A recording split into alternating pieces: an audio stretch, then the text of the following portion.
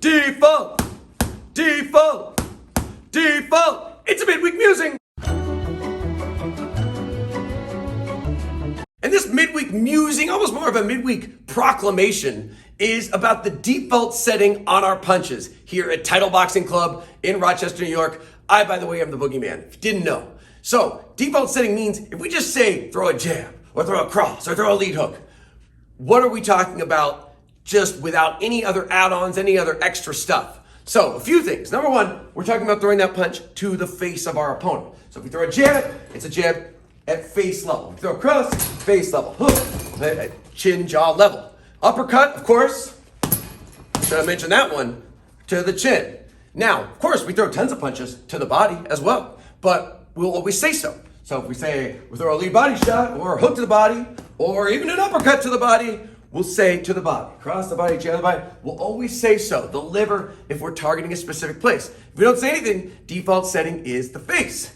Default setting also means you're throwing the punch fast and hard. Of course, in boxing, there are throwaway punches. You might fake some things, but if it's default, they just say throw a jab. Should be a good sharp jab. If you throw a cross, should be a good cross. Not a touching it up, not a throwaway punch, an actual strong punch that's gonna hurt somebody.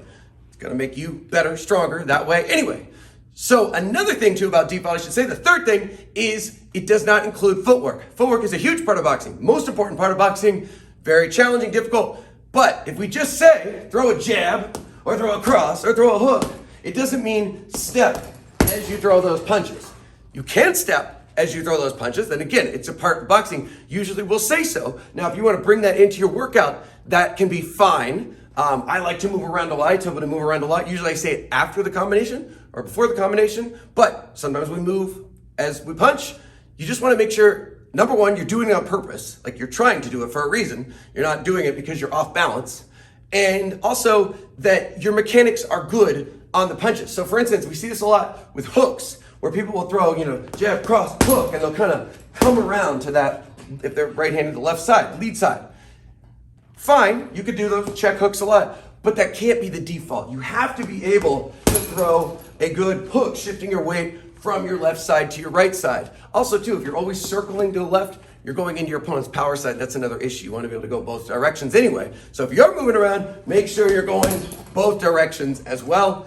We see this on defense a lot, on rolls and slips. There'll be a little step, there'll be a roll and step. Again, both those are things in boxing. But if you can't just do a roll with your feet planted nice and quick or a slip, that means something is off in your balance, your stance, and we want to fix that because we want you to get better. So we want to make sure that we're not doing this as just a crutch. If you want to roll and step, it should be on purpose, and you shouldn't always have to do it. So if you're kind of trying to bring a little spice into your workouts, class, that's great. Just make sure you can do it both ways. So if I roll and step and then throw the cross, make sure I can do it where I just do a quick roll and throw the cross as well, and nothing feels off or wrong, because that's a warning sign. And let me know if you notice any of these things, because again, we want you to get better. That's my musing, although it was really a proclamation.